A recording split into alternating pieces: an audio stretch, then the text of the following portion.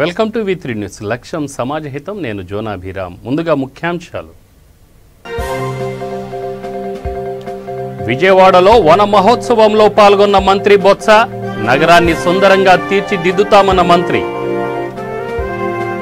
ఇందిరా పార్క్లో సిపిఎం నగర కమిటీ ఆధ్వర్యంలో మహాధరణ. ప్రతి పేదవాడికి డబుల్ బెడ్రూమ్ ఇవ్వాలని డిమాండ్.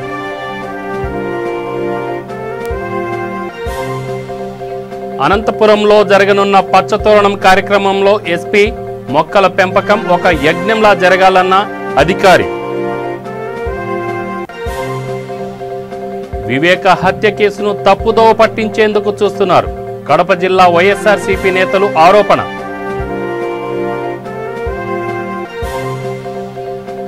డోర్నకల్ రైల్వే స్టేషన్లో 10 కోట్ల రూపాయలతో 3వ లైన్ నిర్మాణం. దక్షిణ మధ్య రైల్వే డిఆర్ఎం ఏకే గుప్తా హామీ.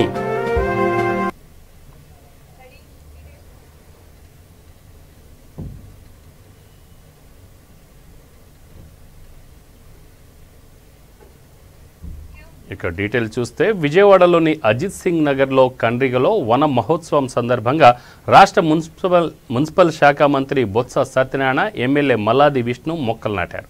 విజయవాడలో జరగనున్న పచ్చతోరణం కింద 1000 మొక్కలను నాటామని, పర్యావరణం కాపాడుకోవడం ప్రతి ఒక్కరి బాధ్యత అని ఈ సందర్భంగా మంత్రి తెలిపారు. ప్రకృతి వైపరీత్యాలను తట్టుకునేందుకే సీఎం జగన్ ఈ కార్యక్రమానికి శ్రీకారం చుట్టారని చెప్పారు. మొక్కలను నాటి వాటిని సంరక్షించాలని కోరారు. విజయవాడ నగరాన్ని సుందరమైనదిగా తీర్చిదిద్దడమే ప్రభుత్వ లక్ష్యమని తెలిపారు.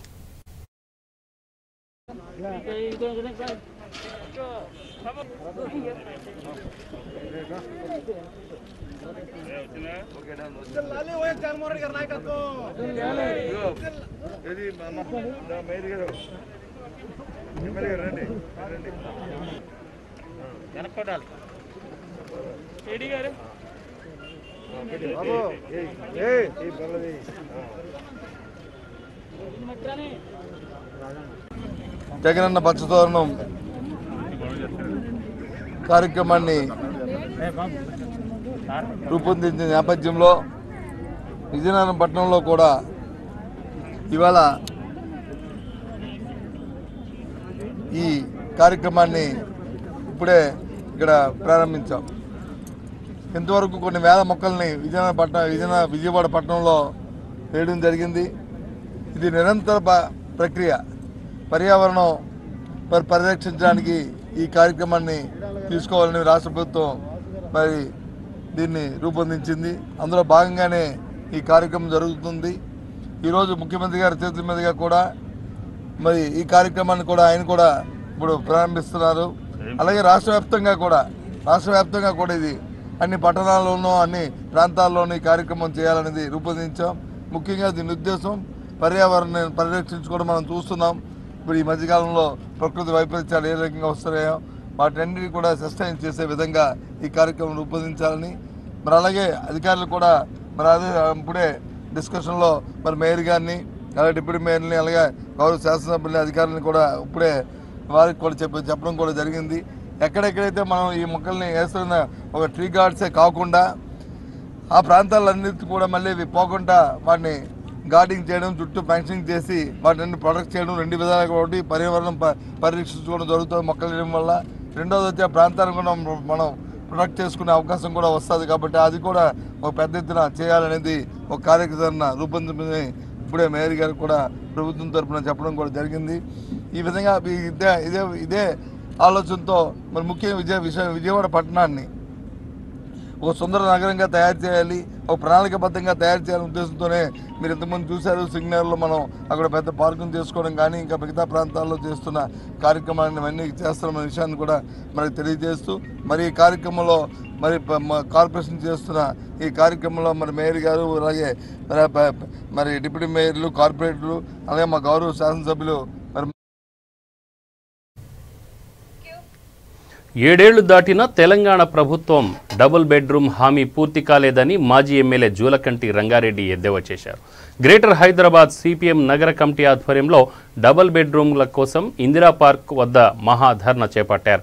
పెద్ద ఎత్తున సిపిఎం కార్యకర్తలు, పేదలు పాల్గొనడంతో పోలీసులు భారీగా మోహరించారు. జూలకంటి రంగారెడ్డి మాట్లాడుతూ రాష్ట్ర వ్యాప్తంగా 30 లక్షలపై చిలుకు డబుల్ బెడ్రూమ్ అప్లికేషన్లు రాగా కేవలం 3 లక్షలు మంజూరు చేసి నగరంలో 50,000 మాత్రమే నిర్మించారని అన్నారు. మిగతా అన్ని జిల్లాల్లో కలిపి 1,00,000 వరకు నిర్మించి నమూనాను చూపిస్తున్నారని ఆరోపించారు. 2 ఎన్నికల్లో కేసీఆర్ ఇచ్చిన హామీ అమలు కాలేదని ఎద్దేవా చేశారు. పేదవాళ్లను మీరు ఓటర్లుగా తప్ప మనిషిగా గుర్తించడం లేదా, వారి కష్టాలు కనబడడం లేదా అని ప్రశ్నించారు. ఎమ్మెల్యేలకు మంత్రులకు బంగ్లాలు కావాలి, కానీ నీడలేని పేదలకు ఇల్లు నిర్మించరా అంటూ ప్రభుత్వాన్ని విమర్శించారు. దరఖాస్తు చేసుకున్న ప్రతి పేదవాడికి డబుల్ బెడ్రూమ్ ఇవ్వాలని డిమాండ్ చేశారు. మహిళా సోదరీమణులు చాలా పెద్ద ఎత్తున వచ్చారు. తక్కువ సమయంలో సమాచారం ఉన్నప్పటికీ కూడా మీరింత పెద్ద సంఖ్యలో హైదరాబాద్ జిహెచ్ఎంసీ పరిధిలో ఉన్నటువంటి నలుమూలల నుండి ఈ కార్యక్రమానికి వచ్చారంటే ఇల్లు లేక ఎంత ఇబ్బంది పడతా ఉన్నారో దీన్ని బట్టి అర్థమవుతా ఉంది. కేసీఆర్ గారు టీఆర్ఎస్ ప్రభుత్వం అధికారంలోకి వచ్చి 7 సంవత్సరాలు అవుతా ఉంది. ఆయన 2 ఎన్నికల్లో వాగ్దానం చేశాడు, నేను అధికారంలోకి వచ్చినట్టయితే అర్హులైనటువంటి పేదవాళ్ళందరికీ కూడా డబుల్ బెడ్రూమ్ ఇల్లు కట్టిస్తాను, 2-3 సంవత్సరాల్లోనే వాటిని పూర్తి చేయిస్తానని చెప్పేసి మొదటి ఎన్నికల్లో చెప్పాడు. తర్వాత ఎన్నికల్లో కూడా వెంటనే పూర్తి చేయించి మీ అందరికీ కూడా ఇండ్లు ఒప్పజెప్తానని చెప్పాడు. చెప్పాడా లేదమ్మా? గట్టిగానండి. ఆయన మాట్లాడేటప్పుడు ఏం చెప్పాడు? అత్త, మామ, కొడుకు, కోడలు చిన్న చిన్న గదులు.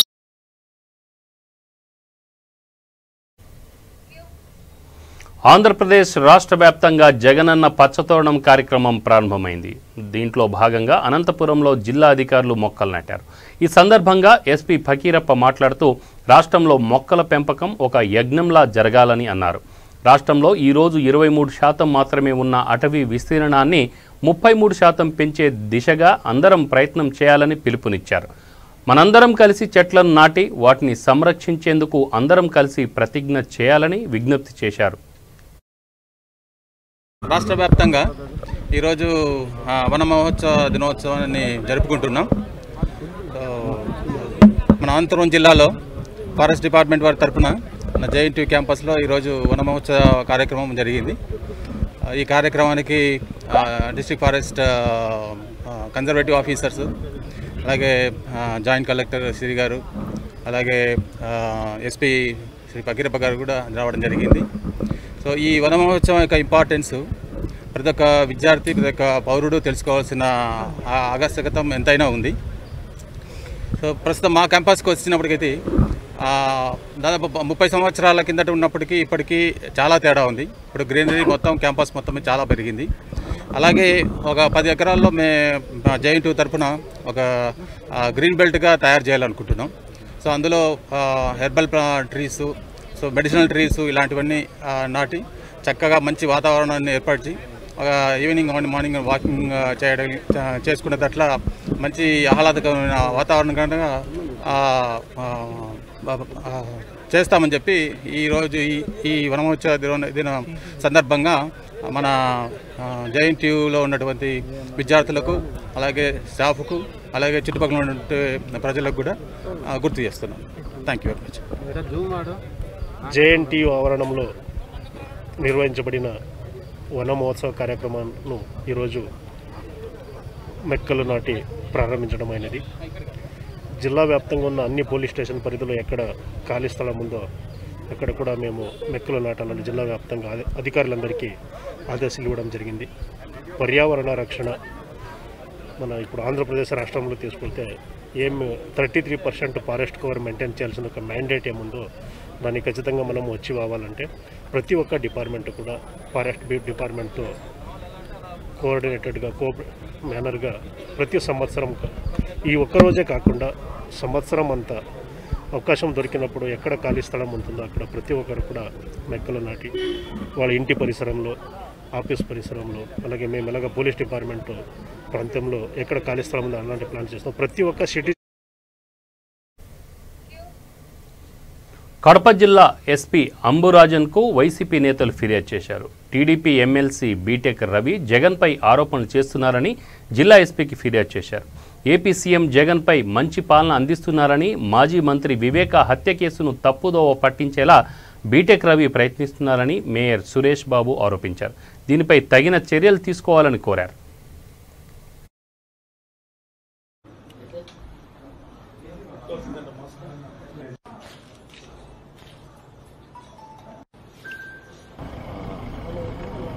ఆంధ్ర రాష్ట్రంలో రాష్ట్ర ముఖ్యమంత్రి వర్యులు వైఎస్ జగన్మోహన్ రెడ్డి గారు ఒక సువర్ణ పరిపాలన అందిస్తున్నారు. ఒక పక్క సంక్షేమ పథకాలు, ఒక పక్క అభివృద్ధి కార్యక్రమాలు. నిజంగా భారతదేశంలో ఎక్కడ జరుగుంటే అన్ని విధాలుగా మేలు జరిగే కార్యక్రమాలు మన ముఖ్యమంత్రి చేస్తుంటే, ఒక పక్క కోవిడ్ మీద ఇతర రాష్ట్రాల కన్నా మెరుగైన వైద్యాలు అందిస్తూ ఎప్పటికప్పుడు దాని మీద సమీక్షలు జరుగుతూ ప్రజలు మన్నలు పొందుతుంటే తెలుగుదేశం పార్టీ నాయకులు ఓరవలేక ఏదో ఒక నిందార్పణ చేయడం అనేది చాలా బాధాకర విషయం. నిన్న మొన్న ప్రెస్లో తెలుగుదేశం పార్టీ ఒక MLC YS Jaganmohan Chinna Reddy YS Vivekananda Reddy హత్య గురించి, ఆ హత్య జగన్మోహన్కి సంబంధం ఉంది, ఆ హత్య అధికారంలో ఉండి కూడా ఇంతవరకు ఛేదించలేదని మాట్లాడడం, తాను ఛానళ్ల ద్వారా తప్పుదోవ పట్టించే కార్యక్రమం సిబిఐని, రాష్ట్ర ప్రభుత్వం ప్రజలకు చేస్తున్న సంక్షేమ పథకాలను తప్పుదోవ పట్టించే కార్యక్రమాన్ని ఈరోజు ఈ తెలుగుదేశం పార్టీ నాయకులు చేస్తున్నారు.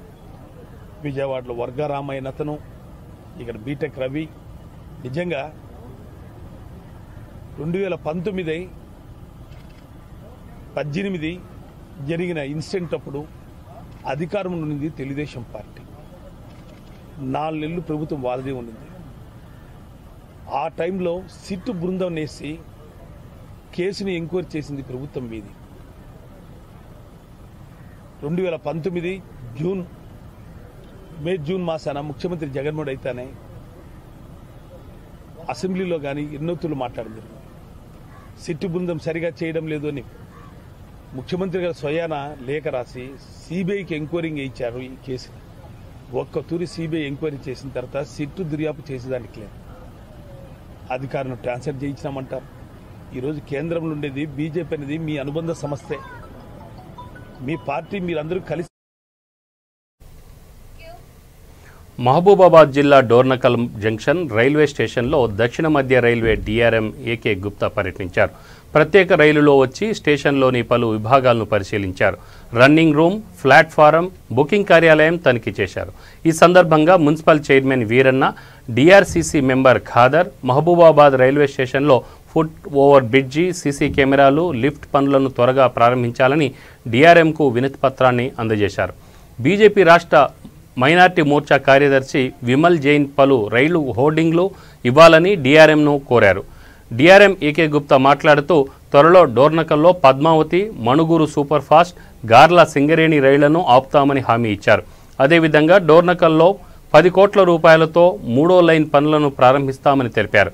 ఈ కార్యక్రమంలో senior DCM Baswaraj, senior DST Raju, CMS doctor Ravinder Sharma, railway అధికారులు పాల్గొన్నారు. स्लैब रिप्लेसमेंट का प्लान किया मैंने पूरा एक स्नूकर रूम है, क्यूटी रूम है, then indoor like carrom board and chess. और सीटिंग करो यार, कुछ मत करो, ऊपर सीट डाल दो, वही तरीका है सीटिंग है.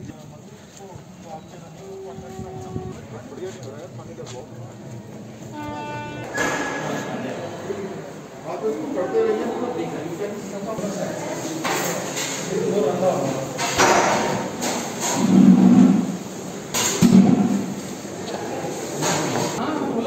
सेम అది ఆటోగా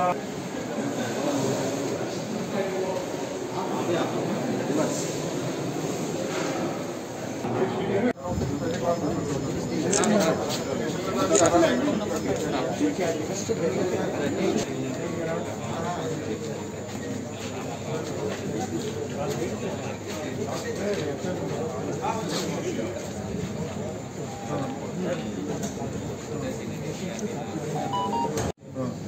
बहुत देर 3 गाड़ी 4 गाड़ी पास हो जब तक भी इधर चाबी नहीं पूछता या वो चाबी नहीं लेता पता नहीं, बहुत देर आधा घंटा 40 मिनट सफर करना पड़ता है लोगों को। कौन सा गेट है ये सामने 91 तो बंद हो गया था। 90 में गेट अभी 90 में अब तक बन रहा है क्या रिव्यू वगैरह? हाँ हो गया अवेलेबल है। बंद कर दिया। इसमें बोले ना लाइटिंग थोड़ा काम करिए हमारा। नहीं इसको बिल्कुल हम ऐसा है कि वॉट एवर आई गेट इतना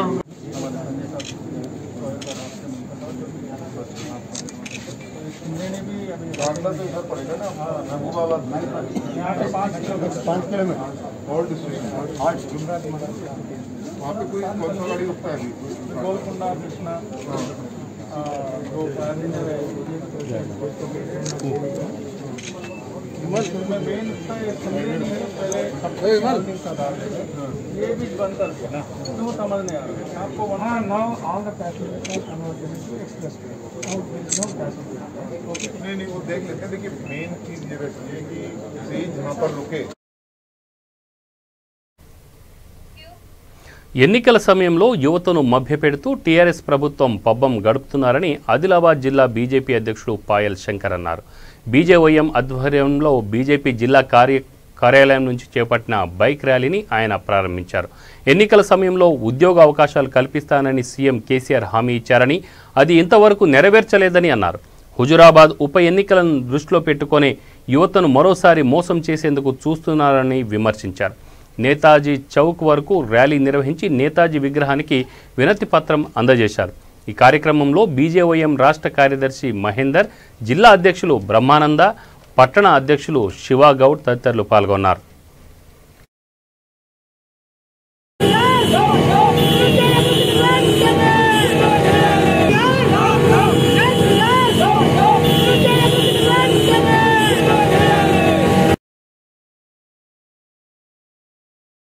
రాష్ట్ర బీజేవైఎం శాఖ పిలుపు మేరకు రాష్ట్రం మొత్తంలో నిరుద్యోగ యువత కోసం బీజేవైఎం బైక్ ర్యాలీ ప్రదర్శన కార్యక్రమం నిర్వహించడం జరుగుతున్నది.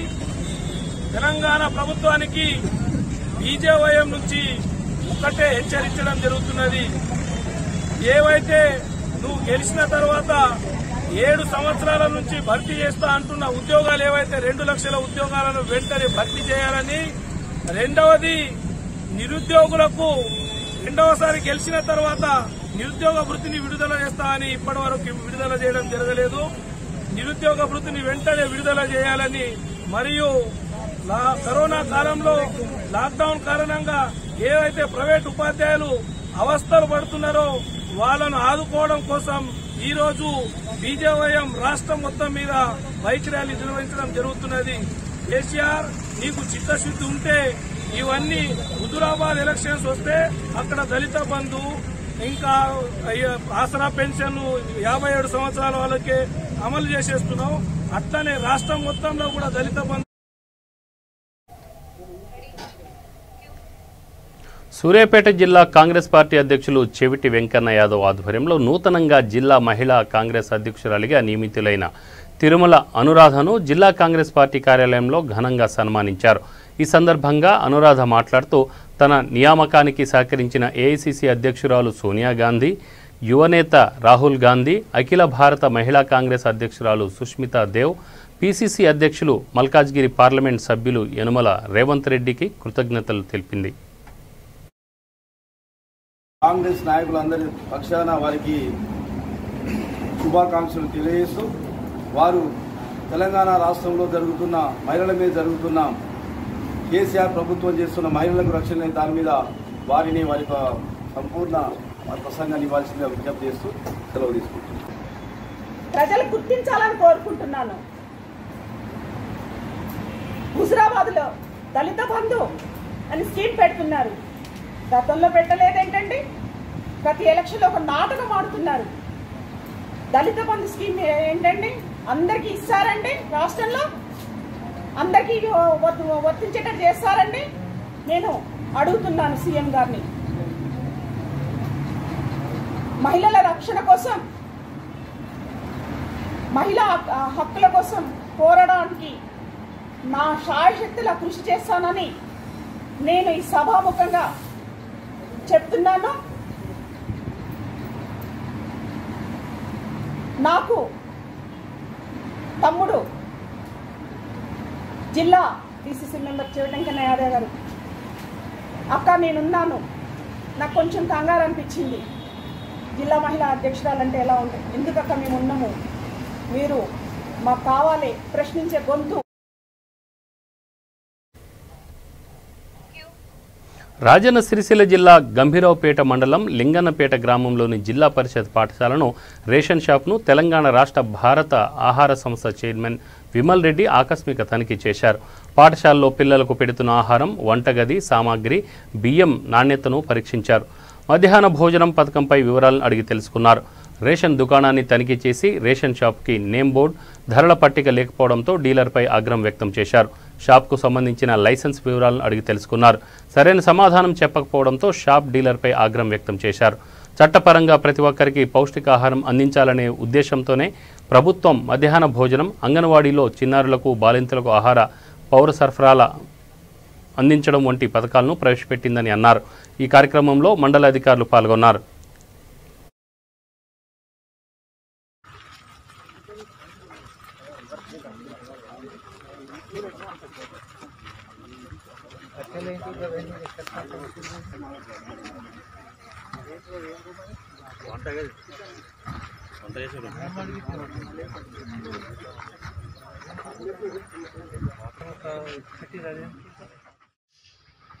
ఇది ఫుల్లీ డ్యామేజ్ సార్. ఇది పార్సల్ యాక్షన్ పెడతాం సార్. ఇప్పుడు ప్రాసెస్లో ఉంది.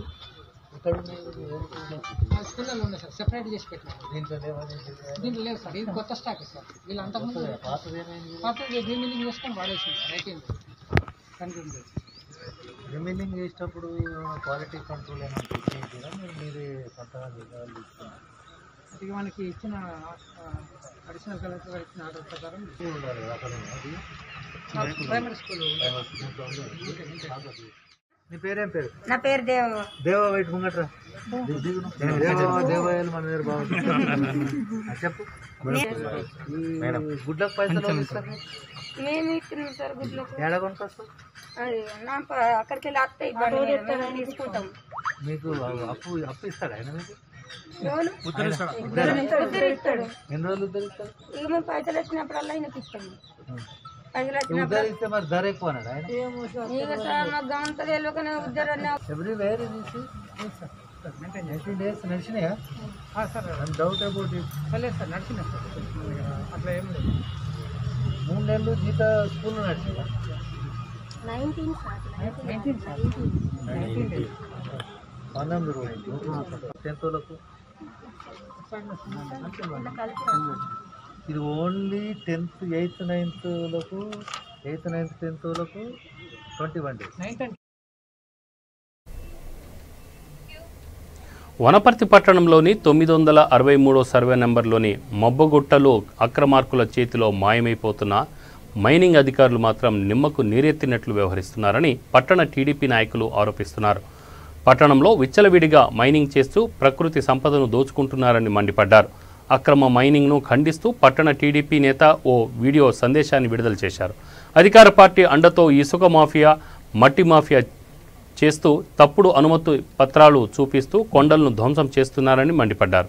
ఇంత జరుగుతున్న మైనింగ్ అధికారులు పట్టించుకోకపోవడం దారుణమని చెప్పేసి దీనిపై అధికారుల పాత్ర కూడా ఉందని ఆరోపించారు.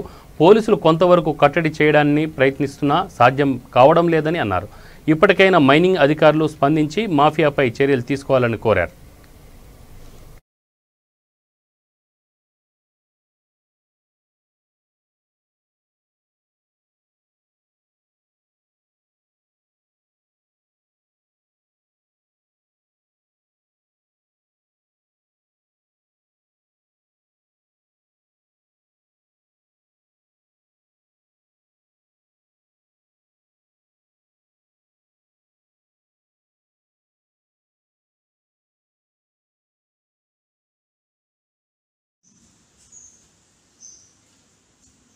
అందరికీ నమస్కారం.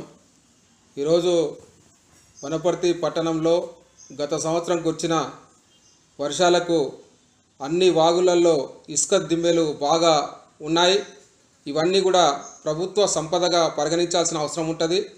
ఇవి ఏ ఒక్క తట్ట మట్టి తీయడానికి కూడా ప్రైవేటు వ్యక్తులకు అధికారం లేదు. అయినా ఇవాళ ప్రభుత్వ పనుల కోసం ఇచ్చేటువంటి అనుమతులను ఆసరగా చేసుకొని ఈ మట్టి మాఫియా, ఇసుక మాఫియా అనేవారు వనపర్తిలో చెలరేగిపోతూ ఉన్నారు. అన్ని వాగులలో ఉన్నటువంటి ఇసుకను ఒక్క ధ్రువీకరణ పత్రం చూయించి దాదాపు 100 ట్రాక్టర్లను ఇవాళ వ్యాపారపరంగా తరలించి కుబ్బేర్లు అవుతున్నారు. కాబట్టి ఈ ఇసుక మాఫియాను అరికట్టాల్సిన బాధ్యత ఉన్న అధికారులు కళ్ళు మూసుకొని నిద్రపోతున్నారని సందర్భంగా తెలియజేస్తా ఉన్నాను. అదేవిధంగా ఇవాళ వనపర్తిలో సహజ సిద్ధమైనటువంటి గుట్టలను కూడా, అదేవిధంగా సహజ సిద్ధమైనటువంటి చెట్లను కూడా ఇవాళ నరికి పాడేస్తుంటే ఫారెస్ట్ ఆఫీసర్లుగా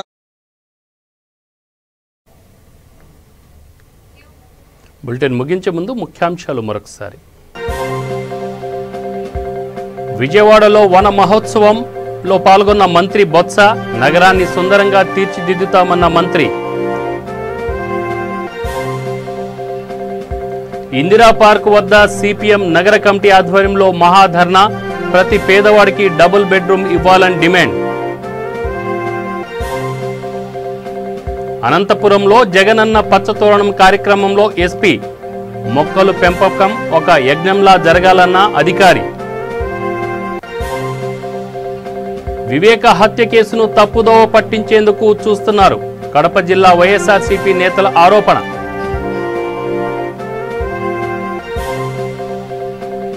డోర్నకల్ రైల్వే స్టేషన్లో 10 కోట్ల రూపాయలతో 3వ లైన్ నిర్మాణం, దక్షిణ మధ్య రైల్వే డిఆర్ఎం ఏకే గుప్తా హామీ.